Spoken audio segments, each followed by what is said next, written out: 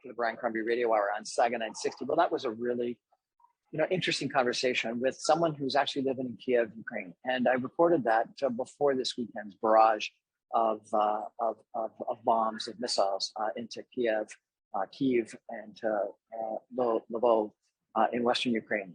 I checked in with our guest today, and she's still okay, which is obviously fantastic. But she says that it's been just crazy this last couple of days as Russia has retaliated, it would seem, for the bombing of the Crimea Bridge. And she says that she spent most of the last couple of days in bomb shelters, that it has been a different experience for sure since, in comparison to the last couple of months that she's been back in Kyiv. And she's upset and she's worried. And she's worried for her husband that's now been called up to the front, going to training and then being to be called up to the front. And she's worried for her family in Western Ukraine that are under bombardment, just like she's worried for herself and her son. And he's worried because of all the noise. So I think that, having a ability in our social media world of today, and our internet world of today, of actually reaching out and chatting with some people from across the world that are actually in a war zone is terrible, but it's wonderful. And it's wonderful because we actually get a sense of what it is to actually live there.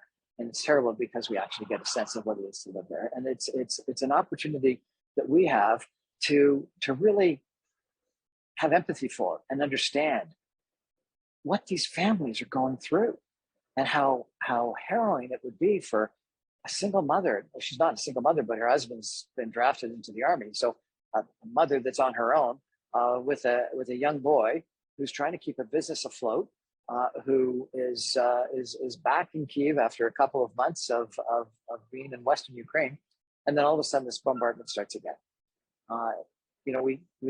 We've seen this destruction of the Crimea Bridge, and Ukraine so far as I know, has not taken responsibility for it.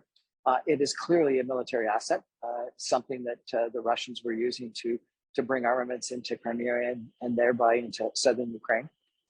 The response has been anything but after military assets. It's been after regular infrastructure used by regular people, and it's been after a lot of apartment buildings and other places in Ukraine. So what does this all mean? I think what it means for me is that war is terrible and always has been terrible, but we have a view upon it now with social media, with the internet, with Zoom, with FaceTime, emails, etc., that we just never would have had before. And we can see the atrocities up front and close. We can see the terrorism up front and close. We can feel the angst, the horror, the devastation. We can feel the impact on a family much like ourselves. This young lady is probably my son's age, and I can imagine him or my daughter having a child and living in a city, probably hopefully not Canada, but maybe if they had gone to Ukraine or Poland or Eastern Europe, what it would have been like to have been caught up in a war. I think what it means is that we have got to not forget what's going on. We can't be overly focused on our own lives, inflation and potential recession, and the cost of food and the cost of housing and the cost of groceries and everything that's going on with the midterm elections in the United States and municipal elections in Canada and all the different things that take our mind off of the war in Ukraine. And this war has been going on since February, but you think about how long the war in Vietnam or the war in Afghanistan or World War II lasted. Wars go on a long time, and we need to be steadfast in our support for our brothers and sisters in Ukraine that are fighting for democracy and fighting for the rule of law and fighting for countries having their own sovereignty and not having bullies be able to walk across borders. So I wanted to reach out a couple of times, and I'm going to continue to do this, to people in Ukraine to find out what life is actually really like.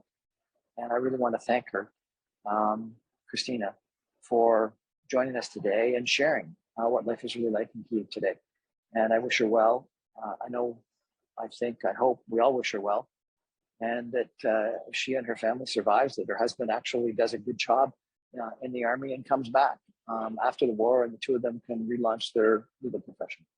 Anyway, thanks for joining me tonight. I really appreciate it. And please, with all the other things going on in Canada, the Western world, and our lives, don't forget what's going on in Ukraine. And let's keep supporting, sending armaments to, supplies to, munitions to, food to, assisting with energy, food, and all the things that we must be doing and should be doing to support Ukraine and Ukrainians. That's our show for tonight. Thanks for joining us. I'm Brian Crombie on the Brian Crombie Radio Hour. I remind you, I'm on every Monday to Friday at 6 o'clock on 960 AM. You can stream me online, even from Kyiv, hopefully, at www.saga960am.ca. Good night, everybody.